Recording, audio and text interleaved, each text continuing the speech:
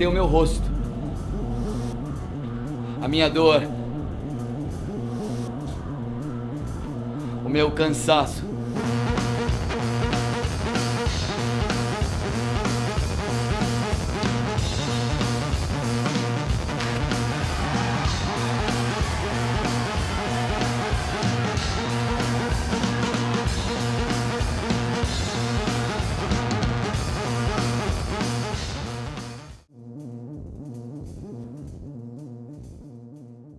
Bom, gente, eu estou aqui hoje com o João Paulo Lorenzon. A gente vai falar sobre a peça Quase Infinito, que vai entrar em cartaz no Teatro FAAP a partir de agosto. João, muito obrigada. Estou muito feliz de conversar com você hoje. Eu queria que você começasse falando um pouco sobre o que é a peça, só para que as pessoas entendam assim um pouco desse universo.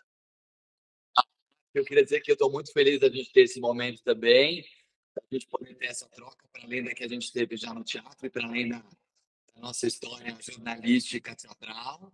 E, enfim, e que é uma alegria poder ter esse momento para que outras pessoas possam saber, enfim.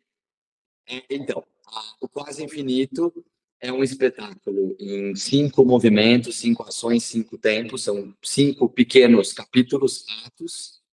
Os 4 primeiros são angústias contemporâneas, são dores humanas, dores modernas, e o último é uma esperança, é uma reconciliação consigo mesmo, é uma abertura. Então, as quatro primeiras histórias são baseadas no ódio. A primeira é no ódio, a segunda no nada, a terceira na incomunicabilidade, a quarta no esquecimento. E essa última que eu chamei de esperança, recomeço, renascimento, é o jardim. E esse espetáculo fala muito para mim da nossa humanidade, fala muito de mim também, né? Às vezes olhando para o outro, no fundo você está olhando para você mesmo, e é inspirado no universo do escritor que foi ficando cego ao longo do tempo, o Jorge Luiz Borges. De onde que veio, assim, de onde que você entrou em contato com esse escritor? Como que você teve vontade, assim, de trazer isso para o palco? Esse é meu terceiro trabalho inspirado no universo dele. Eu sou super apaixonado pelo Borges. O Borges, para mim, é tipo, enfim, a figura mais incrível, brilhante que existe, porque ele traz para mim as contradições, assim. Por exemplo, a gente tem muito medo de perder as coisas, de perder os amores, de perder a vida, e ele, na obra dele, me conta que quando você perde algo, você ganha algo. Quando algo vai se perdendo, algo também vai aparecendo. Eu, por exemplo, perdi minha avó com 10 anos, e é uma das pessoas mais importantes da minha vida. E quando eu perdi ela, eu ganhei um diálogo com ela até hoje. Acho que até a ida ao teatro, o fato de brincar com a ficção, o fato de buscar a imaginação, está muito ligado a esse ganho desse diálogo com ela. Às vezes a gente perde um grande amor, mas a gente ganha essa experiência, né? Então eu acho que o tempo inteiro a humanidade às vezes não se movimenta por medo de perder e vai perder de um jeito ou de outro. Eu acho que o Borges convida a esse lugar de se lançar para a vida sabendo que vai perder. Ele foi perdendo a visão e as grandes obras foram escritas em plena cegueira.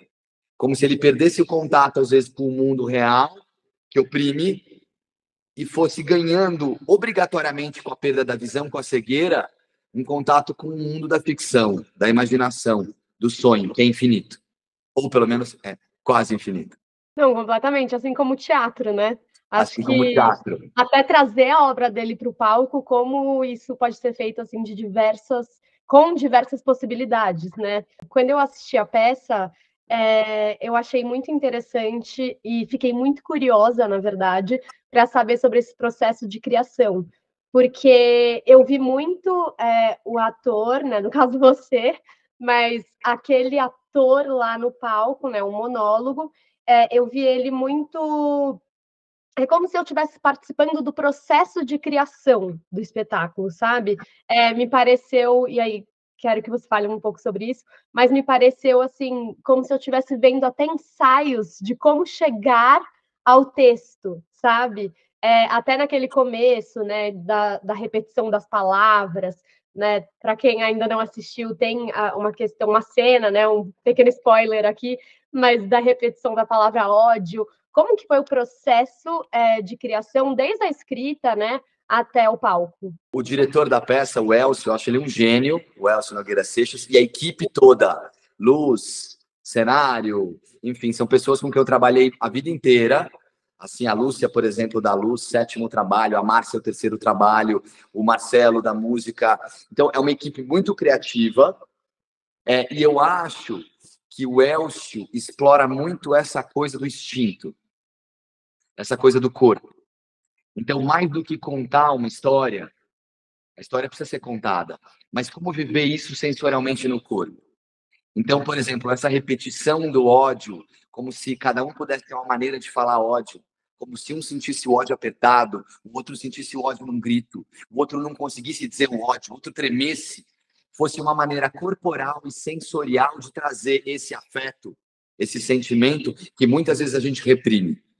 Então, a repetição da palavra, a dissolução da palavra, a modificação da palavra, os sons todos, como os sons primitivos, foram convidados pela direção para trazer esse sensorial, ou seja, eu não assisti o espetáculo só com a mente, sabe? E ter uma ideia sobre. Eu realmente senti poder sentir um certo mal-estar, ou um certo prazer, uma certa, sabe? Entrar num lugar sensorial.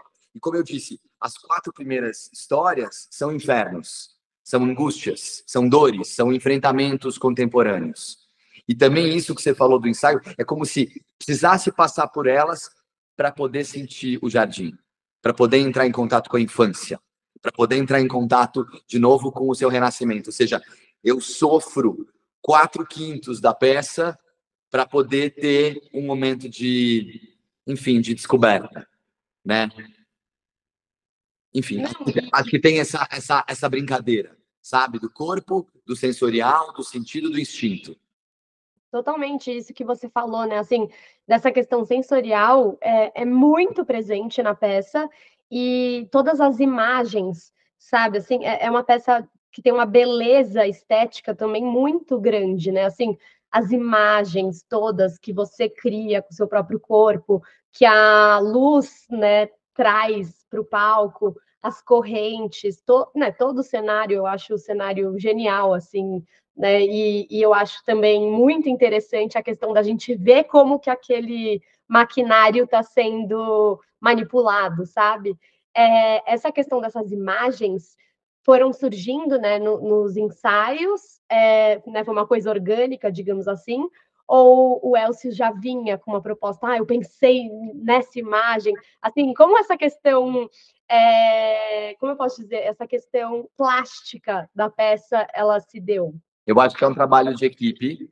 Eu acho que o Elcio tentou me torturar ao máximo. Era essa a brincadeira. Ele convidou essa equipe maravilhosa para me torturar ao máximo. E as imagens de tortura que iam ficando bonitas iam sendo guardadas. Então, acho que a gente não veio, nem o Elcio, nem eu, nem a equipe toda, com nenhuma ideia pré-fixada.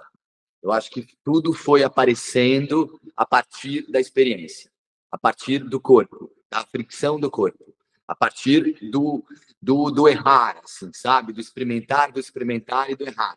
Como se, para ganhar uma partida de xadrez, a gente precisasse perder 100, sabe? Então, tem 100 peças que ninguém viu para chegar a essa peça, sabe? De brincar, brincar, brincar, que a gente já tinha falado na outra história, na nossa primeira, né? Esse brincar como as crianças.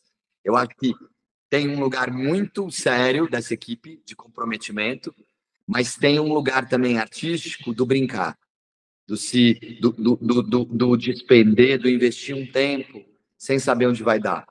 E aí colhendo as imagens, as cenas, os sons, tudo aquilo que o texto de alguma maneira convidava, mas que não estava dito ainda, não estava construído, sabe?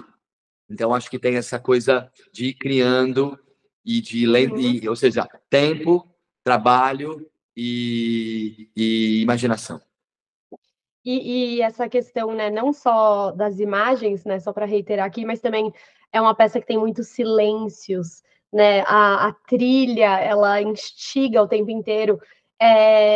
Como que, né, você fez, agora acabou uma temporada no Sesc, como que a plateia, como que você percebeu que a plateia recebeu esse espetáculo? Assim, a plateia consegue, né, embarcar nessa questão sensorial e não ficar nesse cabeção, mas não entendi, que você estava dizendo no começo, no final? Você sente uma abertura da plateia para esse sensorial que a peça propõe? Eu acho que é uma obra aberta, né? Então, cada um pode ter uma leitura, né? Tem gente que tem uma identificação muito rápida, tem gente que escolhe um capítulo, tem gente que acha que foi falado de si mesmo, tem gente que acha belo, porque às vezes a coisa ela é digerida no tempo.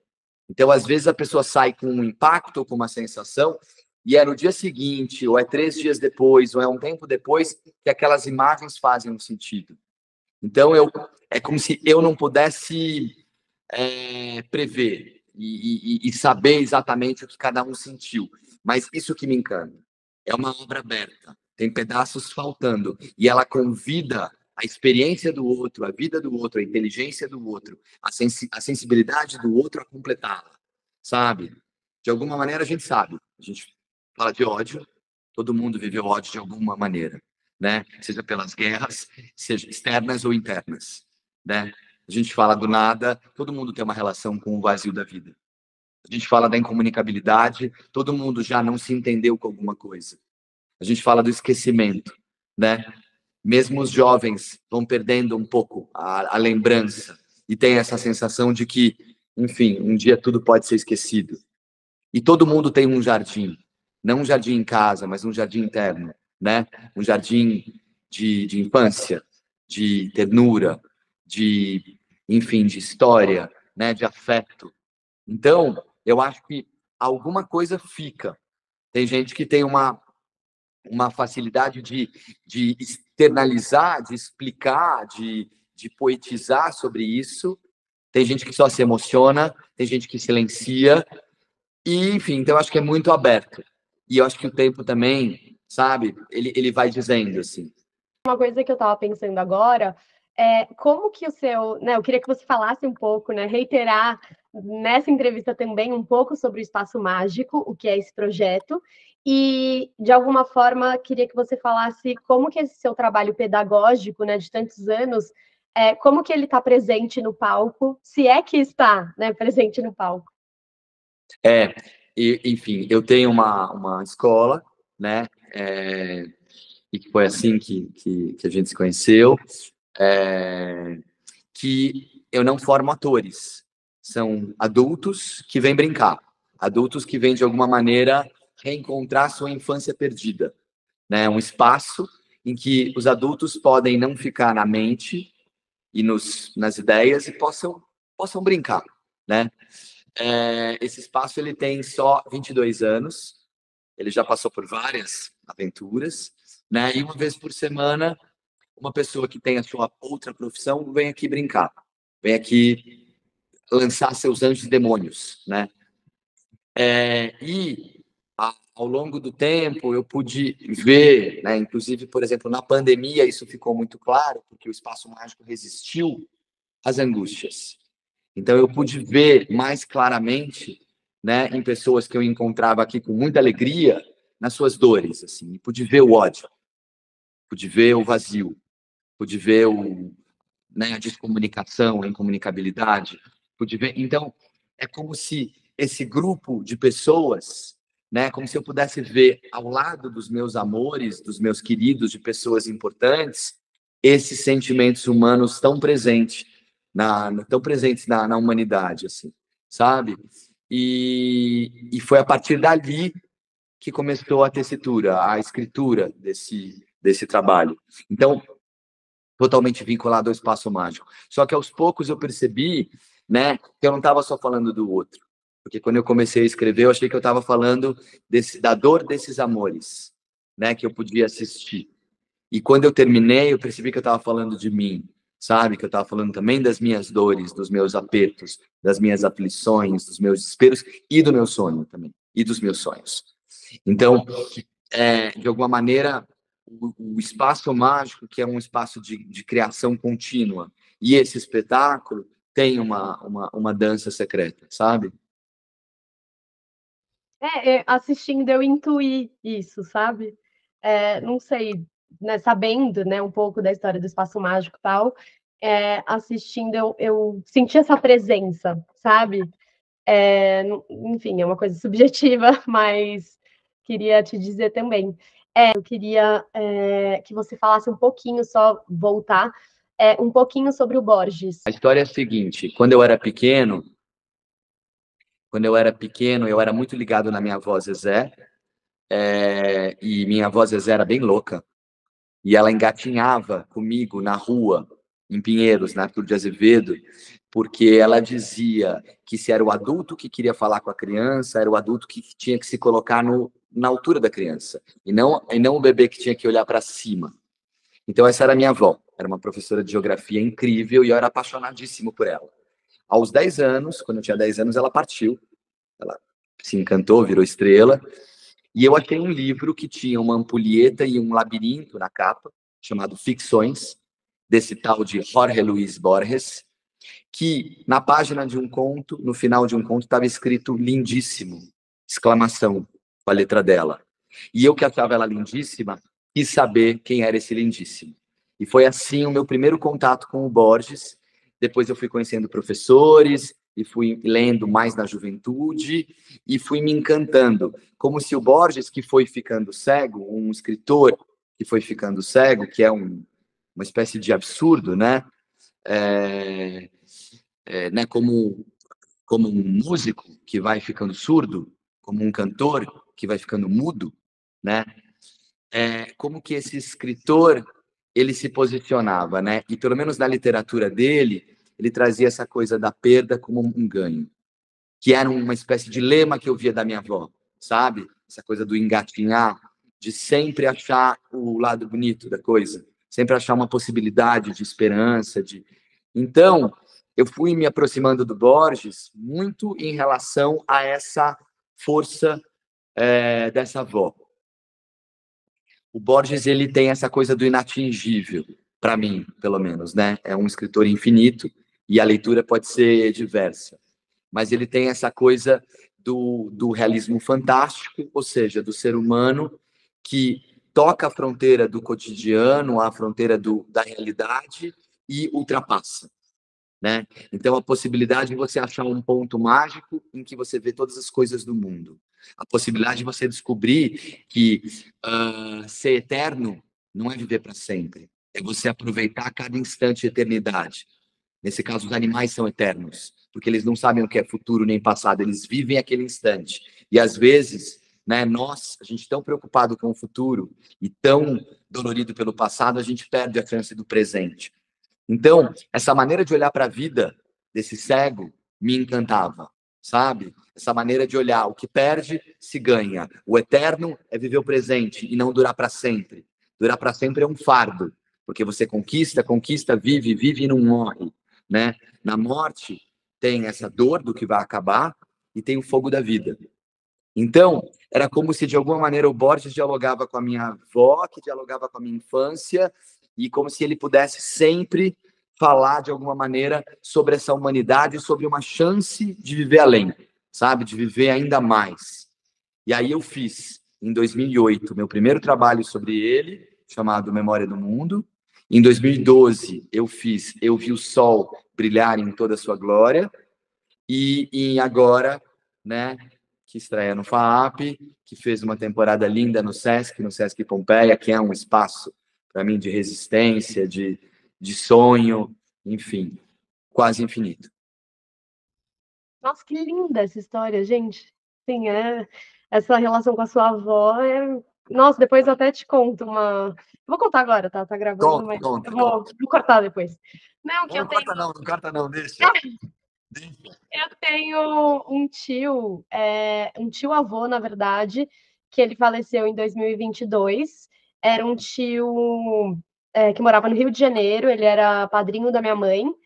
E a gente soube que ele faleceu, só que fazia 10 anos que ele não falava com a minha família. E aí, E ninguém sabia o motivo. E aí a gente foi até o Rio de Janeiro e lá a gente descobriu que ele era acumulador. E ele acumulava muitas coisas, só que o que ele mais acumulava, que é isso que eu fiquei muito chocada, eram coisas artísticas. Então ele tinha assim uma biblioteca espetacular, assim, mais de 2.000 livros de teatro, literatura, tudo que você pode, artes plásticas, muito CD, muitos quadros de cinema, tal. Aí, e eu não tinha uma pessoa na minha família que tinha ligação, que tivesse ligação com o teatro. Tipo, eu descobri isso depois da morte dele, entendeu? Ele tinha sacos e sacos com flyer de peça que ele assistia, ingresso e tal.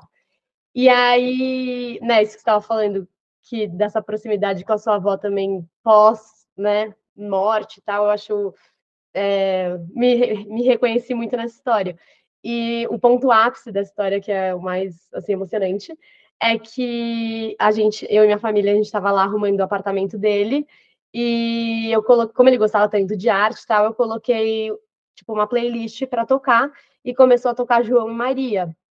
E aí eu emocionada lá, eu meio, tipo, direcionei para ele, sabe? Tipo, agora era fatal que o faz de conta terminasse assim, pois você sumiu no mundo sem me avisar. E aí, eu juro, nem 3 minutos depois, o meu namorado sai do quarto dele e fala: Olha o que eu achei. Era a letra de João e Maria escrita no papel. Eu fiquei assim, juro. E é isso, tipo, eu sou mais próxima desse meu tio depois que ele partiu, sabe? Muito. Enfim, E, depois. e um acumulador assim que nem o Bispo do Rosário, assim, é isso, uma coisa. Uhum, uhum. É. E qual que é o limite, pensando de novo no que tudo que a gente está falando, essa fronteira, do colecionador e do acumulador? Exato. Qual que é o limite que aquilo ultrapassa? Ultrapassa, que fica excessivo, né? Exato. Que aquilo é maníaco. E qual é aquilo que aquilo ainda é elegante? Né? Exatamente. O que se coleciona que pode e o que não, né? Esse lugar do. E fora isso, a gente achou mais de 100 garrafas PETs com lixo, né? Só que ele tem mais de 100 esculturas, assim, com tampinha, com não sei o quê, tipo, e ele pintava as garrafas, fazia colagem. Então, também, qual é o limite da arte, né? Tipo, isso é lixo, isso é arte, É será bem arte? Bispo do Rosário, né? Muito, E que muito. depois vira milhões, que nem o Van Gogh, né? Eu vou guardar todas as garrafas. Porque Guarda quem todas as sabe, garrafas. É. Não, não é? isso que você falou, de depois ele fica mais vivo em você, né? Porque eu tive com a minha avó fases de diálogo. Primeiro eu falava com ela, como se eu perguntasse para ela, sabe? Foi a primeira fase, assim, vó, o que que você faria? Zezé, o que que você faria? Sabe? Depois eu não perguntava mais, eu agia e eu achava que eu estava vindo como ela já, sabe? Sabe que não tinha mais essa separação. E depois ela falava comigo, que é a parte mais louca. Eu fazia uma coisa, eu falava, não, é porque a Zezé ia me dar uma bronca se eu não fizesse. Então, primeiro era uma voz do além, depois era uma coisa que estava misturada e depois ela passou a existir mesmo. Por quê, né? Por que que uma pessoa viva pode falar e uma pessoa ela é tão próxima, tão viva que ela fala, ela diz. Enfim, só para dizer que né? Outro dia eu Então a te conto a gente história perde, com a mais gente detalhes. ganha. Isso é uma coisa que eu acho assim muito lindo, sabe? Uhum, Né? A gente se machuca ali, mas alguma força vai nascer dessa cicatriz, sabe? Desse ferimento. exatamente. Ai, quantas coisas. Quais as expectativas para a temporada no Teatro FAP? Quais são as datas? Que você, de alguma forma, chamasse as pessoas para assistirem. Tá. Então, o espetáculo, ele fez temporada na Pompeia, maio, junho, estreia agora 9 de agosto no Teatro FAP, sexta, sábado e domingo, sexta e sábado às 8h30, domingo às 6h, uma temporada de 7 semanas, até dia 22 de setembro, e, enfim, é um teatro bem lindo, e eu espero que pessoas sonhadoras e inquietas que possam querer saber um pouco sobre a sua própria existência e se perguntar sobre solidão, dor, amores, tal, possam se aproximar para a gente estar junto enfim, nessa comunhão, nesse encontro e poder, enfim, de alguma maneira entrar em contato com a energia do Borges, com as angústias humanas e com esse quase infinito que existe dentro de nós.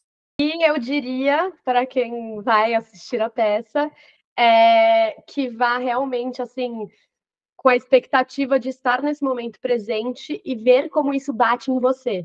Porque é o que a gente já conversou, né? Dá para entender essa peça, digamos assim, apreender, eu diria, não entender. Dá para aprender essa peça por muitos caminhos, né? Pelo caminho visual, pelo caminho sonoro, então, pelo próprio texto. Então, realmente, assim, eu acho que é uma experiência para ver como este espetáculo, como essa obra de arte vai bater em cada espectador. João, última pergunta.